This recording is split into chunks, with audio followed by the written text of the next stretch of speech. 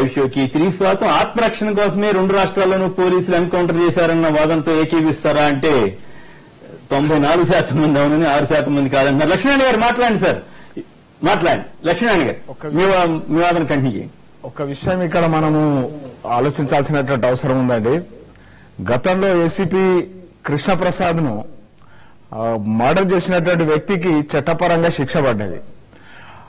జైల్లో సత్ప్రవర్తన కారణంగా సత్ప్రవర్తన సాకు పెట్టి ఆయన వదిలిపెట్టిండ్రు.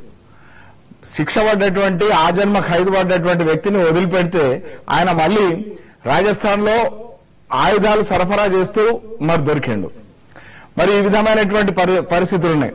గతంలో సాయిబాబా మందిరం దగ్గర జరిగినటువంటి బాంబ్ బ్లాస్ట్ కు సంబంధించినటువంటి దాంట్లో ఆ తీవ్రవాది ఎన్కౌంటర్ అయినటువంటి సందర్భంలో ఆ యొక్క అంత్యక్రియల్లో ఈ రాష్ట్ర మంత్రులు పాల్గొన్నటువంటి పరిస్థితి ఉంది. మరి ఏదైతే వినాయక నిమజ్జనాన్ని భగ్నం చేయడానికి కుట్ర చేసినటువంటి వ్యక్తి అరెస్ట్ అయితే ఆ రోజు కాంగ్రెస్ ప్రభుత్వంలో ఒక మంత్రి మరి వాళ్ళ ఇంటికి వెళ్లి ఒక విశ్వాసాన్ని ఇచ్చేటువంటి ప్రయత్నం చేసినటువంటి సంఘటనలోనే మరి వాళ్ళ ఎంపీ అసదుద్దీన్ ఓవైసీ ఏదైతే సూర్యాపేటలో లింగం గాని లేకపోతే మహేష్ గాని కానిస్టేబుల్ హోంగార్డు మర్డర్ అయినప్పుడు గాని మరి అదే విధంగా ఇవాళ ఏదైతే సిద్ధయ్య ఇవాళ నిన్న మరణించినటువంటి సంఘటన గాని మరి అదే విధంగా ఆ రోజు నాగరాజు ఆ ఎన్కౌంటర్ లో మరణించినటువంటి సంఘటన గాని కనీసం ఈ సంఘటనను ఖండించినటువంటి దాఖలాలైనటువంటి పరిస్థితి ఏదైతే ఉన్నదో మరి ఈ యొక్క ప్రజాస్వామ్య వ్యవస్థలో ఒక పార్లమెంటేరియన్ గా ఒక రాజకీయ పార్టీగా మరి రాజకీయ విమర్శించుకోండి, అభ్యంతరం లేదు. నేను ఒక విషయం అడుగుతాను. వాళ్ళు ఇప్పుడు ఇది హత్య జరిగింది అని అంటున్నారు. ఒక విషయం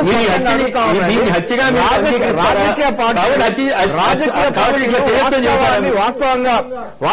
వాస్తవంగా మరి అద్భుతం వేసి తప్పు మాట్లాడుండొచ్చు, మాకేం అభ్యంతరం లేదు.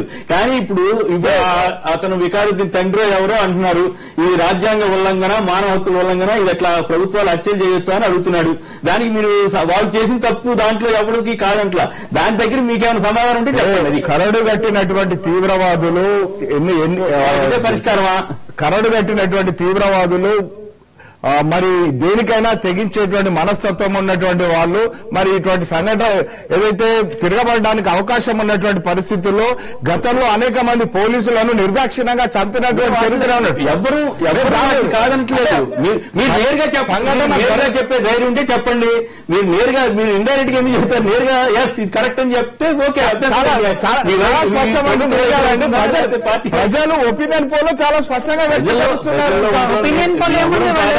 ఏకీవించవచ్చు. కానీ మీరు చెప్పదలిచింది సూటిగా చెప్పకుండా డొంక తిరిగి ఎందుకు చెబుతున్నారు? ఈ విధమైన చాలా పోలీసులకు ప్రాణాలకు విస్పష్టంగా ఈ విధమైనటువంటి తెగింపుకు వాళ్ళు తెగబడ్డటువంటి పరిస్థితులు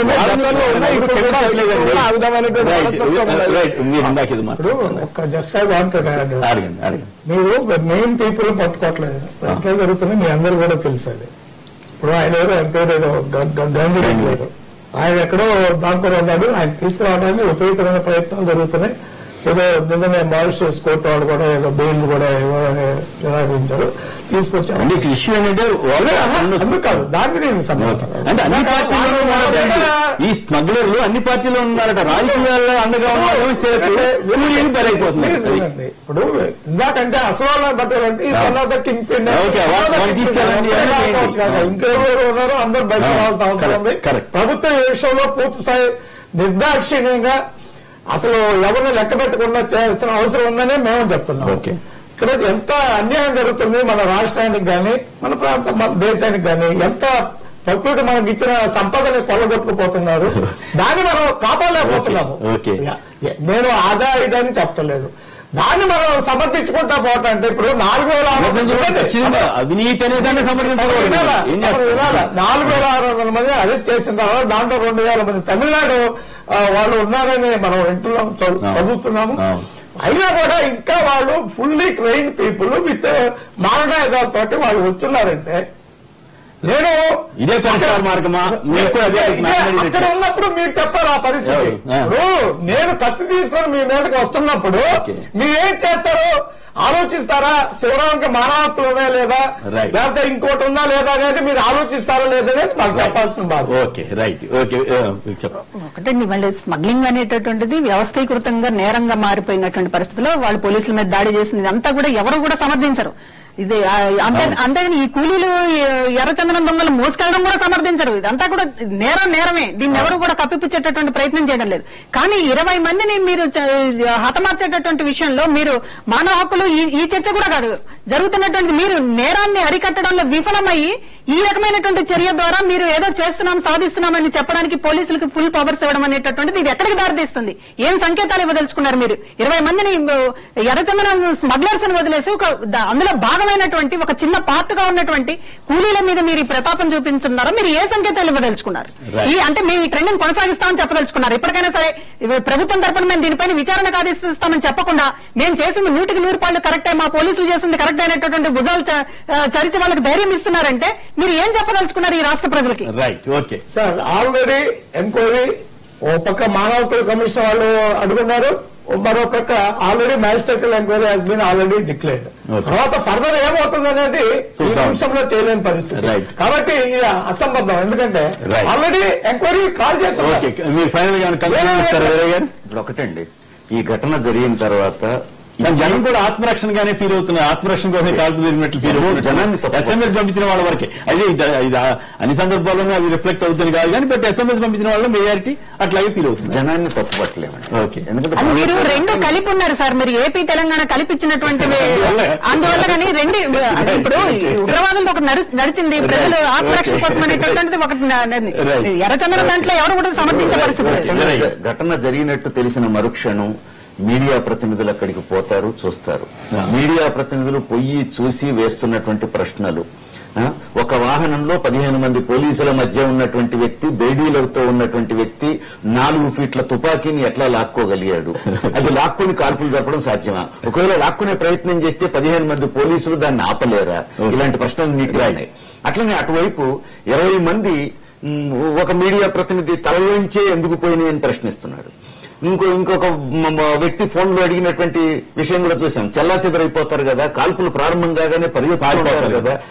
ఆ వాతావరణం అక్కడ ఏమీ లేకుండా అందరినీ పేర్చిపెట్టినట్టు ఒకే దగ్గర ఎట్లా జరుగుతుంది ఇది అనేటువంటి ఇవన్నీ సహజమైనటువంటి ప్రశ్నలు. అందుకని బాధ్యతాయుతమైనటువంటి నాయకులుగా చెప్పాల్సి వచ్చినప్పుడు ప్రభుత్వం చట్టాన్ని ఉల్లంఘించడాన్ని ఎవరూ సమర్థించకూడదు, పోలీసులు చట్టాన్ని ఉల్లంఘించడాన్ని ఎవరూ సమర్థించకూడదు. దాన్ని సమర్థిస్తే వచ్చేది అరాచకం తప్ప నేరాలను అరికట్టడం కాదు. Right, okay. ఏపీ తెలంగాణలో జరిగిన ఎన్కౌంటర్లు ఆత్మరక్షణ కోసం ఏమైనా పోలీసు వాళ్ళతో ఏకీవిస్తున్నారా అంటే 94% మంది అవునని 6% మంది కాదంటున్నప్పటికీ కూడా ప్రభుత్వాలు ఖచ్చితంగా రాజ్యాంగానికి అనుసరిస్తామని ప్రమాణాలు చేసిన తర్వాత దానికి అనుగుణంగా లేకపోతే మాత్రం అది నిజంగానే అది భవిష్యత్తుకి అది ఇప్పుడు ఎమోషనల్స్ లో బ్రహ్మాండంగా ఉన్నట్లు అనిపించవచ్చు కానీ అది భవిష్యత్ తరాలకు అది అంత ఆదర్శనీయమైనటువంటి సంకేతం ఎవరు.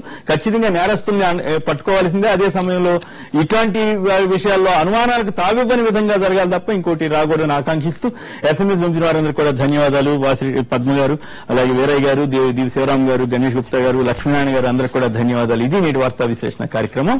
నమస్కారం.